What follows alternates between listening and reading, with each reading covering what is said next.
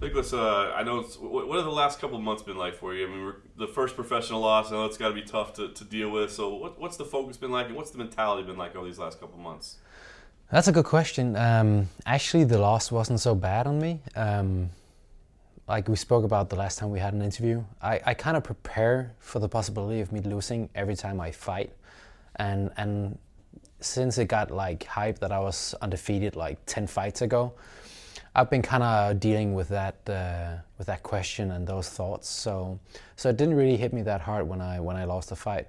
Of course, I was bummed about it, and it wasn't a nice thing to have happen to you. But as most guys say, I think you learn more from the loss than you do from a win.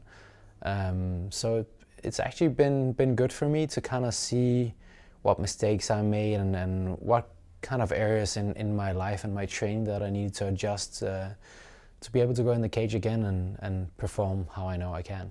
What did you come away with? Was it something technical? Was it something approach wise? What kind of mistakes did you identify? Well, it was a lot of small things that just kind of accumulated and kind of had an influence on the loss. Some was mental, some was personal, some was training wise. So it was just kind of all small things that I had to tweak and get right. And I feel like I've almost gotten everything good again.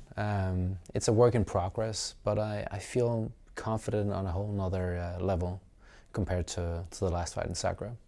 I wonder, you keep yourself busy, of course. You do the UFC broadcast back home. Yeah. It's interesting because I wondered, I've been hearing Dominic Cruz talk a lot about how, when he was out and hurt, like being a part of the broadcast team, being a part of that, like it helped him continue study and learning the game and that sort of thing. Yeah. Do you feel like you've been able to benefit your actual fighting game from being a part of the broadcast team? Yeah, I actually do a bit. Because you're kind of, when you commentate, it's a part of the job to analyze the fighters and prepare for the fight night and look at the fighters, how they fight, why they fight like they do, and how they're maybe gonna game plan the fight. So yeah, it's been not an eye opener, but I gained a lot of insight from that, which I could have gotten anyway. But when you get the job, you kind of have to do it. So that helped out a lot. I was gonna say, but now I guess it's time to get back to the primary job function, right? You've been experimenting in all these other roles. So how excited are you though now to actually get back in the cage? I'm very excited. As I said, I've been working on improving the stuff in my life and training and private life that kind of wasn't optimal before, and I feel me having this fight kind of forced me to take a look at those things and improve them, and that makes me, just makes me feel good now. I'm there. I'm in a better place. So getting to fight in a couple of days is gonna be awesome.